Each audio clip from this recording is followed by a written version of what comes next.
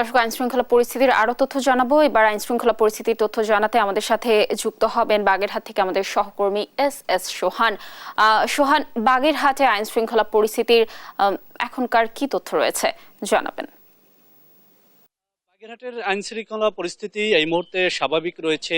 আমরা যতদূর জেনেছি জেলা পুলিশের সাথে কথা বলে, বাগেরহাটের 9টি থানা এবং 15টি পুলিশ ক্যাম্প ও ফাঁড়ি এর সাথে বাগেরহাট জেলা জজ আদালতে পুলিশের যে একটি ইউনিট রয়েছে সবাই কিন্তু কাজ শুরু করেছে বাগেরহাট ট্রাফিক পুলিশের সদস্যরা। সবকিছু মিলিয়ে বাগেরহাটের আইন শৃঙ্খলা পরিস্থিতি স্বাভাবিক রয়েছে। এই মুহূর্তে আমি রয়েছি বাগেরহাট মডেল থানায়।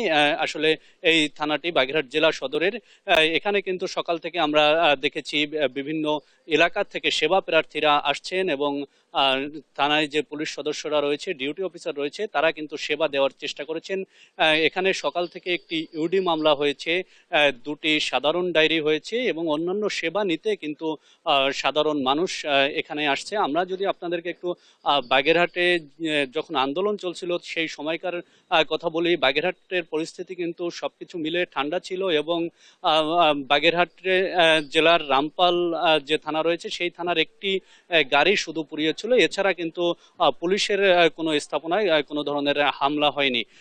সবকিছু মিলিয়ে বাগেরহাটকে নিরাপত্তার চাদরে ঢেকে রেখেছে পুলিশ। এখন বাগেরহাটের পরিস্থিতি শান্ত রয়েছে। বাগেরহাট সদর থানা থেকে এই ছিল আমার কাছে আইন শৃঙ্খলা পরিস্থিতির সর্বশেষ